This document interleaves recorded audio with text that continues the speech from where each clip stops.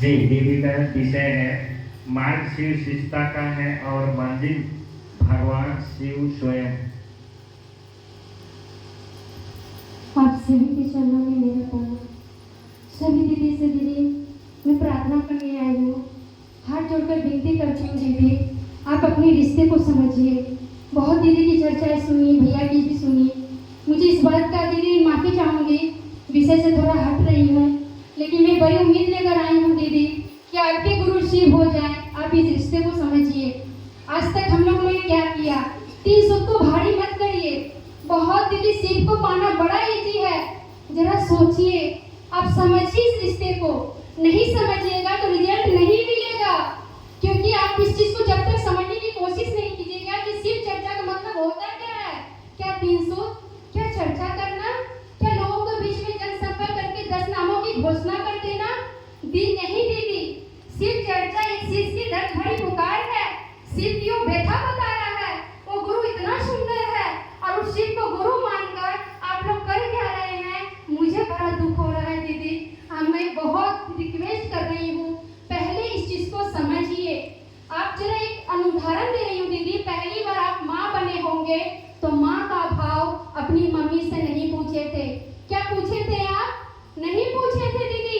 आपके गर्भ में अगर बच्चा ठहरा था तो उस समय दीदी आपको कोई सूत्र नहीं करना पड़ा, किसी से परमिशन लेना नहीं पड़ा। आपके गर्भ में आपका बच्चा है, आपका मन समझता है, रिश्ते बन गए, लगे संजोगने उसके लिए। बच्चा गर्भ से आया, सारी चिंताएं उनके लिए, प्रॉपर्टी बैलेंस, बच्चे के भविष्य के बारे में चिंतित होने लगे। कोई सूत्र नहीं है, कोई सूत्र। शिव को गुरु बनाकर 3 साल, 20 साल, 25 साल बीत गए। हरियाणा साहब दीदी 300 बड़ी अच्छी चीज दी, जरा ठहरिए। उन्होंने हम आपको दी तो उनका गुणगान कर रहे हैं, उनको किसने दिया? उन्होंने सबको गुरु माना तो उनके पास क्या सूत्र थे दीदी? नहीं थे। हम आप में और उनमें दो अंतर। हम आपके रिश्ते विचार में वो संकल्प होकर खड़े हो गए, शिव मेरा गुरु, कहीं नहीं जाऊंगा, चाहे मरूं चाहे तो मार दे शिव मेरे गुरु हैं और रहेंगे। और यही बात वो बार बार कहते रह गए। अरे वो मदद करेगा ना आपको, 300 सिर्फ मदद करेगा आपको। किस लिए? मेरा मन समझे, शिव मेरा गुरु है, इस चीज को समझने के लिए। और जिस दिन मेरा मन समझ जाएगा उस दिन किसी की दीदी 3 सूत्रों की जरूरत है क्या? एक छोटी सी उदाहरण, मम्मी हम लोग को बचपन से रोटी बेलना सिखाई। रोटी बेलना, कभी रोटी टेढ़ी हुई, कभी कुछ हुआ, कभी कुछ हुआ।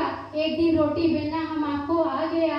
क्या आज रोटी बेलते हैं? मम्मी के माध्यम से, पापा जी के माध्यम से मैंने रोटी बेलना सीखा। क्या ऐसा कहते हैं? क्या कहते हैं दीदी? नहीं कहते। कोई गेस्ट आता है, आप खाना बनाते हैं, परस देते हैं, बस शिव की शिष्टता वही है। उन्होंने अपने गुरु का आदेश शिव के नीति से किया, हम आपके बीच रखा। उनके गुरु ने इनको कहा, आपने भी अपने मुख से कह रही हूँ, मन का तो पता नहीं, वो आपका गुरु बताएगा। मुख से कहते हैं, हे शिव आप मेरे गुरु और मैं आपकी शिष्या, मुझ शिष्या पर दया कर दीजिए। तो जरा ठहरिए, आज साहब दीदी शरीर में नहीं है। क्या आने वाली पीढ़ियां शिव को गुरु नहीं मानेगा? क्या उसके दिलों में शिव नहीं धड़केगा? क्या उसका जीवन में गुरु नहीं होगा? होगा कि नहीं होगा दीदी? आज छोटे से बच्चे को आप मंच पर बुलाएं, बड़ा अच्छा लगा। बेचा तोते की तरह रट्टा मचा दिए कि बाबू साहब दीदी के माध्यम से 3 सूत्र मिला। दीदी उनका एहसान है, उनका कृतज्ञ है, लेकिन उनका एहसान चुकाने का तरीका है कि लोगों के दिलों में शिव को उतारे, उनका मन शिव की ओर चले, वो शिव गामनी हो। आज बच्चे को जो हम सिखा रहे हैं वही ना सीखेगा। अगर बच्चे के बाद दीदी उसको ये समझाएंगे कि बाबू ने कल को मैं नहीं रहूंगी, तुम भी गुरु से जुड़ो, वो ना कारगर करेगा। कौन सा काम करेगा? आप बताइए। बच्चा स्कूल में एडमिशन करने के लिए जाता है तो उसका उद्देश्य क्या रहता है? टीचर का पूरा दायित्व रहता है कि ज्ञान देने के साथ साथ उसे डिग्री दे। कहते हैं ना दीदी, तभी ना स्कूल में एडमिशन कराते हैं। आज पढ़ाई इतनी इम्पोर्टेंट हो गई है, लैपटॉप कंप्यूटर का जमाना हो गया है। अगर बच्चा नहीं पढ़ेगा तो उसे जॉब नहीं मिलेगा। हम सारे पेरेंट्स जानते हैं। आज मानवीय जीवन में गुरु की विरोधी भूमिका है। अगर सही गुरु जीवन में मिल गया है और मार्ग भी मिला है, कमांड नहीं दिए, ये 300 है किस लिए?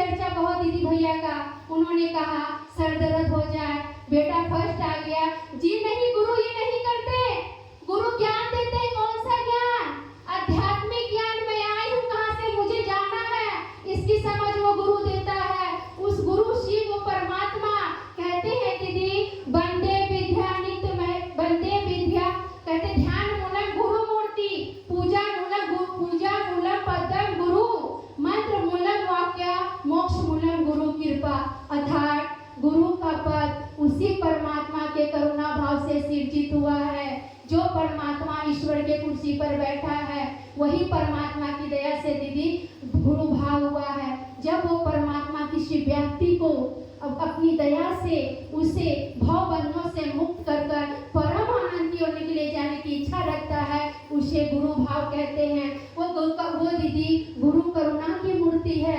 उस परमेश्वर को हमने गुरु माना है, उस शिव को गुरु माना है। वो रास्ता बताने वाले के हम एहसानमंद है, लेकिन हमें उसकी चाहत है कि शिव से जुड़ जाओ। हम आपका लक्ष्य है कि शिव हो जाए। शिव चर्चा के आंधी में ये भूल मत जाइए कि बार बार शिव चर्चा 3 सूत्र नहीं है। शिव चर्चा साहब दीदी के मंच पर आकर साहब को ये मिला, साहब को अरे साहब को मिला क्योंकि उसको महादेव ने चुना। हम आपको क्या मिला दीदी भैया?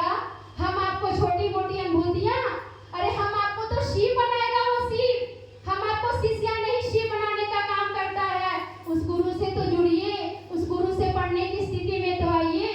ज्यादा क्या कहूंगी दीदी, बस एक ही बात, 3 सूत्र को भारी मत करिए, से समझिए। पोस्टमैन का काम होता है संदेश पहुंचाना। पोस्टमैन का लेटर का मालिक नहीं है वो। जिस तरह फसल लगाने के लिए, कटाई लगाने के लिए ट्रकों का इस्तेमाल करते हैं, उसका उद्देश्य रहता है कटनी करेंगे, फसल लगाएंगे, जोतेंगे और वो फसल अपने घरों में उपयोग करते हैं। उसी तरह की सूत्र हमें शिव की ओर जाने में मदद करेगा। जब इसका कमांड एक ही चीज दीजिएगा, तीनों सिद्ध में शिव शामिल होंगे कि हे शिव आप मेरे गुरु हैं और मैं आपकी शिष्या, मुझ शिष्या पर दया करिए। दया इसलिए करिए कि मैं आपकी शिष्या हो जाऊं, जिससे कहने जाऊं उसके दिलों में भी शिव भर के वो भी शिव की शिष्या हो जाए। दूसरा सूत्र दीदी, दूसरे को बताना किस नियत से, न मान न प्रतिष्ठा न पद चाहिए, एक ही नारा हो, जगत का गुरु जन जन का गुरु, लोग दिलों में धर के। और ये हम आपकी ड्यूटी है। हमारे बड़े बुजुर्ग चले जाते हैं दिल्ली तो कमांड देते हैं, हमारी उनकी जिम्मेदारियां हमारे कंधों पर रहती है। उसी तरह शिव के सीधना जी ने भी हम आपको ये जिम्मेदारी दिया है कि अब ये कमांड आपको चलाना है। उनकी लास्ट संगोष्ठी की चर्चा में बार बार कहते थे कि रांची से अब विदा लीजिए, अब ये संगोष्ठी आप करेंगे, भले संगोष्ठी का नाम ना दे। अब आपकी ड्यूटी है कि आपने अपने गुरु से क्या पढ़ा और क्या लोगों को दिया। हनानंद की ड्यूटी भी होने की, अब हम आपकी ड्यूटी हम आपको समझना है। ज्यादा समय ले रही दीदी, माफ करिएगा, तहे दिल से कह रही, इस चीज को जरूर समझिएगा। विषय है मार्ग शिव शिष्टा का, यही है ना भैया जी, शिव शिष्टा के मार्ग मंदिर भगवान स्वयं शिव, यही हुआ दीदी।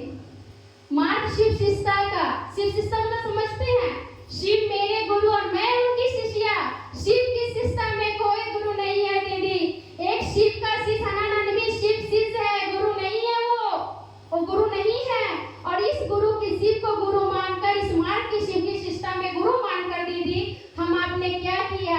जो शिव शिष्टा के मार्ग में हमें ले जाता, जो जीवन में मेरा गुरु होता, जो जीवन में मेरे गुरु मेरे साथ मेरी दिशा दशा बदलते, मुझे समझाते, इस मार्ग में चलते चलते स्टार्टिंग में जब आप शिव को गुरु माने थे, कोई दीदी भैया से आपने सुना था तो ना आप साहब को जानते थे ना दीदी को जानते थे। 3 सूत्र मिला और गुरु ईश्वर से दया भी लेते थे ना, सभी को मिला। मेरे साथ हुआ है, मैं साहब दीदी को नहीं देखी हूँ शरीर में, मेरे साथ हुआ है दीदी। दया भी मांगते थे, उस शुरुआत में बड़ी सुंदर से चलते थे, और जब थोड़ी दूर चलने लगे तो 10 दीदी भैया से पहचान हो गया। चलते चलते शिव शिष्टा के मार्ग में भैया दीदी मिल गए, फल्ला दीदी हो गए गुरु। वो दीदी को देखिएगा मंच पर जाएंगे तो फल्ला दीदी से पूछ कर जाएंगे।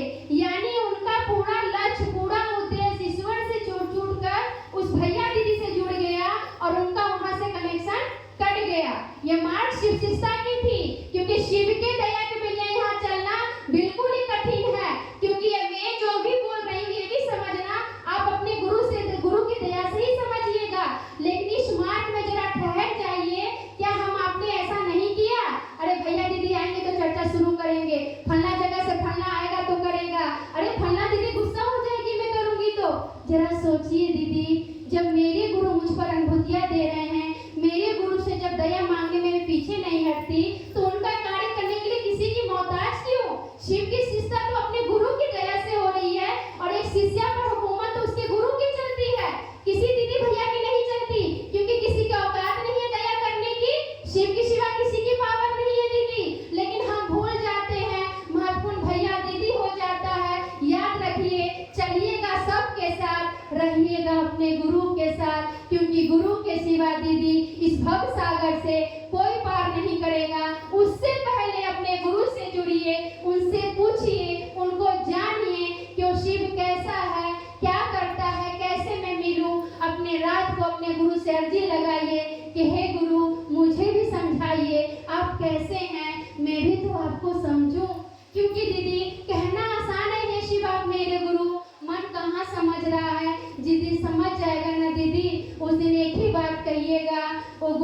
शिव जगत का गुरु, सबका गुरु हो, यहाँ राज शिव का चले।